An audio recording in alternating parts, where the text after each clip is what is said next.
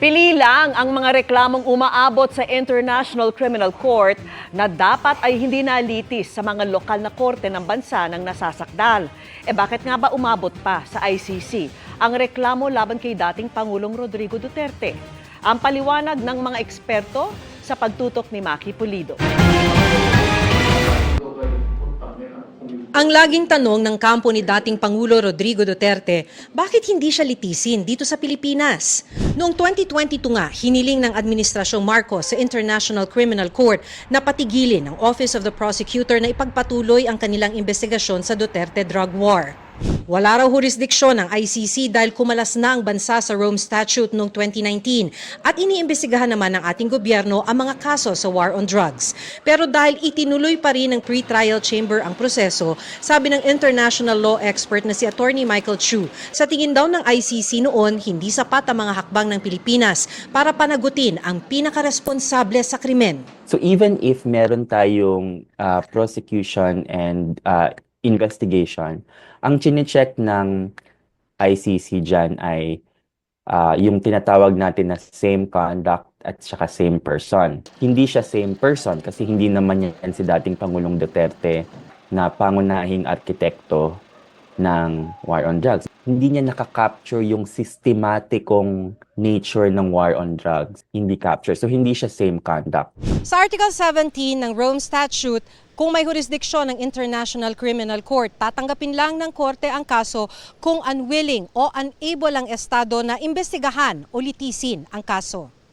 Unable kung hindi gumagana ang judicial system. Kung unwilling o ayaw ng estado, tatlong batayan ayon sa Rome Statute. Una, ang mga hakbang ng estado ay para pagtakpan ng suspect. Ikalawa, kung may matagal na pagkaantala. At ikatlo, walang intensyon na panagutin ng suspect. Yung na-convict kasi sa mga kaso, yung mga low level. Ang ICC kasi hindi siya tinayo para litisin yung mga low level personalities. Ang kanya talagang tinatarget yung pinaka-responsable. Yung pong nagplano, yung pong nag-utos. Hindi po yung tumalima. Bago pa umabot sa ICC ang kaso, sinubukan na ng mga human rights lawyer tulad ng NUPL o National Union of People's Lawyers na magsampa ng mga kaso noong 2017, panahon ng Duterte administration. Sabi ni Attorney Cristina Conti, imposible daw noon na mapanagot ang nooy nakaupong Pangulo na di umano'y nag-utos ng malawakang patayan. Kapag mataas yan masyado, hindi mo maaabot. Yung ICC ang naging daan namin noon. Malinaw para sa amin na hindi lang ito simpleng insidente ng patayan. Pero hindi naman na raw si Duterte ang presidente, kaya bakit hindi na lang sa Pilipinas siya litisin? Si Justice Secretary Crispin Remulla din ang nagsabi sa pagdinig ng Senado, mas maayos na raw ang sitwasyon ngayon. Kung mas maayos ngayon, ba't hindi na lang magpila ng kaso dito sa Pilipinas? Maayos na pala nag-iba na. Hindi ko pwedeng tanongin yun sa mga nagdemanda sa ICC. Hindi naman po namin hawak yung mga taong yun eh. Hindi ko namin sila kilala.